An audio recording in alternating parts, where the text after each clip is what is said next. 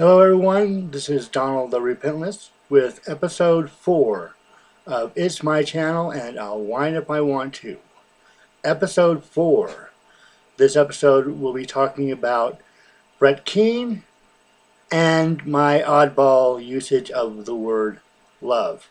Now, I've got at least one more episode of this outlined, and I'll be recording that too today, which I'll put up tomorrow probably. But this one, like I said, I'll be talking about these two topics, and maybe a couple of more. But sit back and enjoy the episode. The reason I want to talk about Brett Keane in this episode is twofold.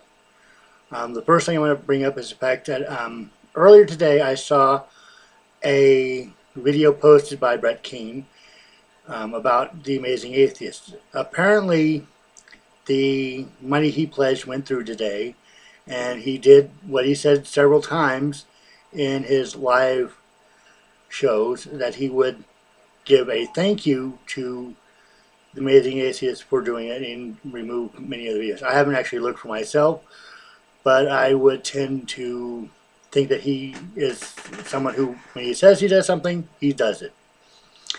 Now, the other thing is, when you watch some people like the Amazing Atheist, Drunken Peasants, and so forth, talking about Brett Keane, you don't always get a fair assessment of the man. So I started watching his videos. I hopped into a couple of his live shows, which proved to me that I am not exactly very good in that kind of format, so I haven't joined in on any others. Not because of anything that Brett Keane or any of his other people that were on there did, but because I generally don't think I feel all that comfortable in that situation, and because I don't generally have a lot to add to the conversation, so it's probably a waste of my time and their time for me to be on there. But anyways, like I said, if you listen to just what people like the Amazing Atheist and them say about Brett Keane, you don't get a fair assessment of the man. Since I've started watching his videos and some of his hangouts and whatnot, I've discovered that he is not the man that, like I said, he's portrayed to be by people who are his critics. And, I'm not going to defend anything that the Drunken Peasants say about the man, because, it's kind of weird. Especially TJ and like Paul, they've gone from a point where they used to respect the man when he was an atheist to now loathing him, and I don't quite understand that. I mean, if you respect a man, even if you're disappointed by a decision he made, like, for example, becoming a theist instead of an atheist, that's no reason to turn on him like that. I mean, and I don't know all the details. I haven't gone through all the videos of the back and forth between them in the last few years, but it just strikes me as odd. You don't go from just absolute respect to absolute loathing like that. I mean, you don't have to agree with his decisions. You don't have to agree with his standpoints to respect him. Take, for example, Penn Jillette. Penn Jillette is an atheist and a libertarian. I respect him. I respect him as a comedian, as a performer, and as an atheist. I don't have to agree with his political positions to respect him. By the same token, if the Amazing Atheist, Paul, really found him found him entertaining to begin with, you don't have to agree with his position on religion in order to still enjoy what he has to say. I don't always agree with Amazing Atheist, but I still enjoy watching his videos. The biggest problem I have with him when it comes to Brett Keane is they do these jokes that they ran into the ground, just totally ran into the ground, that are no longer funny, and I don't even think they were really funny, all that funny to begin with, into the ground. And it's kind of sad to see that happen. You know, I don't know much about Brett Keane. I know I enjoy his content, and I know he's not a bad guy. He's I would say he's a decent fella, you know. But anyways, well, another thing I like to just mention briefly about Brett Keane is, you know, while I understand his reasonings that he put in the video for not for taking down the videos he made about the Amazing Atheist in the past, I don't know if I would be that gracious. If someone was telling week after, you know, day after, you know, they do three shows a week, continually making the same jokes and just ripping on me, I don't think I would be as gracious as that to take down the negative videos that I may have made about someone. But that's just me. Which kind of makes Brett Keane look like the bigger man in this case. And he probably is, in this case, the bigger man. Because, you know, even if I was totally ashamed of those videos, I might take them down. And that might be the case with Brett Keane because, you know, now that the Amazing Atheist has shown that, as he put himself, is a man of his word and does keep his promises, that, yeah, I would be kind of ashamed of him. So I do totally understand where he's coming from on that. And now for the next topic, my oddball usage of the word love. The reason I say that my use of the word love is kind of oddball is because love is not a word that I tend to bandy about all that much. And usually is reserved for people that I know in person, in real life. I don't generally use that word for people that I know on the internet. You know, I see like Boogie2988, Mundane Matt, Philip DeFranco, and so forth. You know, they will say, you know, Philip DeFranco, for example, ends his videos with "I love your face." Well, how do you know you love my face? You've never seen my face. How, you know? And Boogie and Mundane Matt will say "I love you" very much, and there are a lot of YouTubers who use that word about their audience, even though they don't know their audience apart from any comments they get. You know, when it comes to people who I don't know in person, the greatest compliment that I can give you is "I respect you." And going back to Brett Keane, like I said, I don't know him, so I can't say I love him, but I can say genuinely that I respect Brett Keane. And like I said before, I like watching his videos, even if I don't always agree with him. You know, he does have a style and an approach to things that I kind of like. The fact that he's bedridden, which is one of the things I think is one of the things I don't like about the Drunken Peasants, is how they make fun of the fact that he had to have back surgery, a couple of years ago, and he may not have recovered fully from that surgery. And if you're making fun of that, I mean, that's just insensitive on your part. So, you know, the fact that he may not be as active as he used to be is not a good reason to make fun of him. But anyways, like I said, I don't use the word love all that much. In fact, most of the people who know me will know that I rarely use the word. And it's entirely possible because of my mental makeup that I don't fully understand love. I mean, granted, I don't understand romantic love and am not interested in romantic love. I prefer familial love. You know, I tend to get it adopted a lot. When I first moved to Pocatello, an entire family sort of adopted me in, and it's kind of strange over the years that they went their separate ways, especially after the patriarch of the family, Chuck, died. It's like that family just completely fell apart. Like Chuck was the only thing that they had in common that was worth them actually carrying and interacting with each other. Kind of sad how it happened, but I also understand the circumstances and the things that drove them apart when Chuck died. But it's still sad to see an entire family just kind of fracture like that.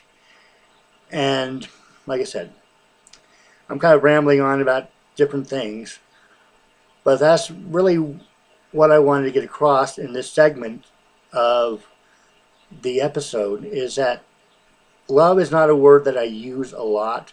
I see in general that people use that word more than I would feel comfortable with, which is why I say that my usage of the word love is kind of an oddball thing.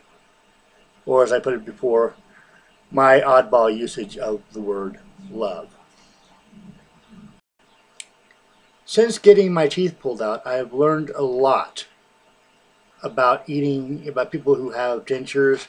Well, I haven't gotten my dentures yet, but I learned a lot about the people who do have dentures and may have to eat with their gums. I noticed in restaurants especially that elderly people would cut up things that I would consider things that you would just pick up and eat, like pizza and hot dogs and so forth. Now that I'm starting this process of getting dentures, I totally get it now. Especially people who are using their gums to eat. Because whenever you're chewing something, well, not chewing, gumming something, but when you're doing that, the food, let's put it this way, your gums are not designed to chew. So whenever you're trying to chew something with your gums, it's really kind of, not painful, but a very sore experience when you're trying to chew up, tougher foods like pizza with, the crust is kind of sharp at places and crunchy, and maybe fairly uncomfortable for the person. And so cutting it up into smaller pieces that is more handleable by your mouth is why they do that. And now I totally get that. I used to wonder why that was, but it'd be rude and crude to walk up to somebody you don't know in a public place like a restaurant and say, "Hey, why are you cutting your pizza like that?" So I never did that kind of thing. I'm not a rude, crude person in general. But I'm also learning how that works, how that will work in the long run in terms of eating food. Like I said in another video, I'm sort of learning how to eat again. How to eat in such a way that the experience is not all that uncomfortable. And who knows? Whenever I do get my dentures on the 30th of this month, it'll be fairly comfortable for me, and I will enjoy eating again, because since I had these bottom teeth pulled, my appetite has gone down a little bit because of the discomfort of eating with gums. And now I get, for example, why my mom doesn't like eating as much as she used to eat. I never made fun of her because I try not to make fun of people in general. My mama raised me with the ideal that if you ain't got nothing nice, excuse me, tongue-tied there for a second. Raised me with the ideal that if you ain't got nothing nice to say, don't say anything. And here you get it, the whole unedited experience of Donald. So on to the next segment, I guess. Tomatoes. In general, I don't like tomatoes. Well, it'd be more accurate to say that I don't like raw tomatoes or large chunks of tomatoes, even if they're cooked. Ketchup, was processed, it has vinegar put in it, and other ingredients I like. Spaghetti sauce I like, especially if it doesn't have like really large chunks of tomato in it. Salsa I like because it's generally very finely diced tomatoes, and they're really softened by the acidity of the salsa in general. When I say I don't like raw tomatoes, I don't like the texture of it. I don't like the taste of it. Well, I don't know about the taste of it, but the texture of it it's just funky to me. It's just not something that I enjoy. And even cooked tomatoes, if you get these huge chunks in there, I still don't like the texture of it. But finally diced tomatoes, processed tomatoes, like tomato puree, like I said, most spaghetti sauces, unless homemade, unless they put old chunks of tomatoes in it, are actually good. I just don't like the ones where they put the diced, not diced, just the sliced tomatoes and cook it down with the sauce. I tend to avoid, pick those out or whatever. And I especially don't like tomatoes on burgers. That's just a personal pet peeve of mine, I don't, well, most of the time I'll take the pickles off as well. And sometimes the lettuce, if it's like really large, it's just my unusual preferences. When I was growing up, I really didn't have anybody forcing me to eat like vegetables and that kind of thing. So I never really gained a taste for vegetables in general. But like I said, that's just a personal preference, and people kind of, wonder why that is, because like I said, I had nobody that really told me and forced me to eat those kind of things. It's funny, though, when I was young, I liked bananas. I would used to peel and eat bananas when I was a kid, but now I don't like that flavor as much. I like, if it's sliced and maybe in a, like a pudding or something, I'd be willing to eat it. Or if you mash it up and make something like a banana pancake, I would eat those, I don't know, I'm just kind of weird when it comes to my food preferences. Excuse me. And now that I am going through the process of getting dentures, it's going to be interesting to see how my food preferences change as a result of that. I'm still kind of learning the kind of foods that I like to eat. Now, well, go back to dentures for a second. I've heard some people who actually love their dentures and wear them all the time, and there are people who absolutely are uncomfortable with their dentures and may not wear them as much as they should, and may not take care of them as much as they should. But this is something I'm going to experience for myself and see where I fall on that spectrum of either loving it or hating it. But anyways, yeah, that's what I have to say about tomatoes. A couple of other weird things about meat and vegetables. There's two vegetables that I absolutely loathe. That's broccoli and Brussels sprouts. On the other hand, I like collard greens, especially if they're cooked right and, have like the bacon in there and all that stuff. Kind of the traditional southern way of making collard greens. But I don't like, not broccoli, spinach. I probably would if they made them the same way that people tend to make collard greens, that is, with like, the bacon fat and all that stuff in there to give it a different kind of flavor. I don't even mind the texture of collard greens, especially, like I said, when it's cooked right. But things like broccoli, like they come collard greens and spinach, people have a tendency to overcook them, which makes them absolutely bitter and unpalatable to me. If someone knows what they're doing and they, they cook the collard greens right, I can like it, and nobody actually forced me to eat collard greens. I ate them a couple of times when I went to a Cracker Barrel in Montana, which is where I kind of discovered my liking for collard greens. It's because of the way that Cracker Barrel makes theirs, that they are kind of tasty. They are enjoyable to eat. But like I said, I've never had spinach that isn't overcooked in some way, so it's not like a taste I enjoy. Corn I don't like. I really don't like the idea of something that you eat that when it comes out the other end, you can identify it as what it was. And the same goes with most other vegetables. I will eat carrots, for example. Well, I used to. I mean, they're probably too tough for me to eat now. When they're raw, when combined with like ranch dressing or something like that. But in general, like I said, I wasn't forced to eat vegetables as a kid, so I don't generally have a taste for those.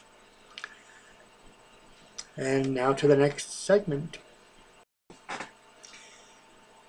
Thank you for watching this episode of It's My Channel, and I'll wind if I want to. If you made it this far into the video, I'm especially grateful. If you have, to sort of show that you have made it this far, comment below on if you like Brussels sprouts or not.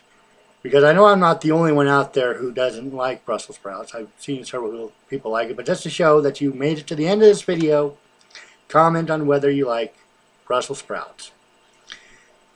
But if you like this video, give it a thumbs up. Subscribe. Share this video on social media.